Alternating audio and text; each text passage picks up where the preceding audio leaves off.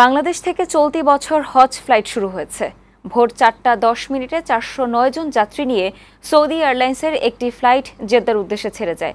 আজ ভোরে বিমানের প্রথম হজ ফ্লাইটের উদ্বোধন করেন ধর্মমন্ত্রী ফরিদুল হক খান। এ সময় যাত্রীদের সুষ্ঠু হজযাত্রা উপহার দেওয়ার প্রত্যাশা জানান তিনি। প্রথম দিনে 7টি হজ ফ্লাইট ঢাকা ছাড়ার কথা রয়েছে। লিওন মিরের প্রতিবেদন।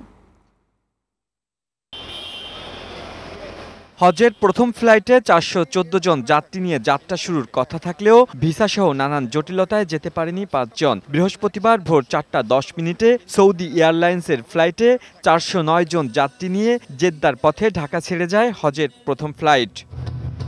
পরে সকাল 7:20 দ্বিতীয় ফ্লাইটে বাংলাদেশ বিমানে ঢাকা ছাড়েন 417 যাত্রী। ভোরে এই ফ্লাইটের উদ্বোধন করেন ধর্মমন্ত্রী ফরিদুল হক খান। এ সময় হজযাত্রীদের সাথে কথা বলেন তিনি। এবার অনলাইনে ঘরে বসে হজ কার্যক্রম সম্পন্ন করতে পারায় এবং ইমিগ্রেশন সহজ হওয়ায় খুশি হজযাত্রীরা। প্রাক নিবন্ধন থেকে শুরু করে যাওয়া পর্যন্ত এজন্য সরকারকে ধন্যবাদ ডিজিটালাইজেশন করার জন্য। আপডেট হয়েছে, আগে এরকম ছিল না, এখন খুব সুন্দর হয়েছে।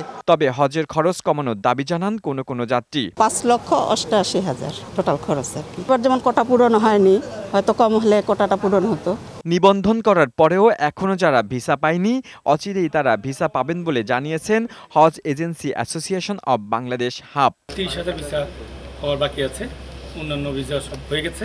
তো যাই হোক, কিন্তু আমরা সমস্যাটির সমাধান করেছি।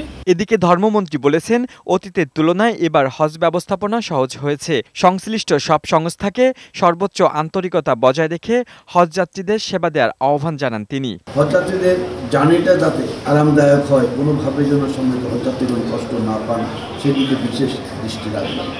ধর্ম মন্ত্রণালয়ের তথ্য অনুযায়ী চলতি বছর হজে যাওয়ার উদ্দেশ্যে নিবন্ধন করেছেন 83,311 জন। এর মধ্যে প্রথম দিনে 7টি ফ্লাইটে 2,785 জনের জেদ্দা যাওয়ার কথা রয়েছে। লিওন মির, বৈশাখী সংবাদ, ঢাকা।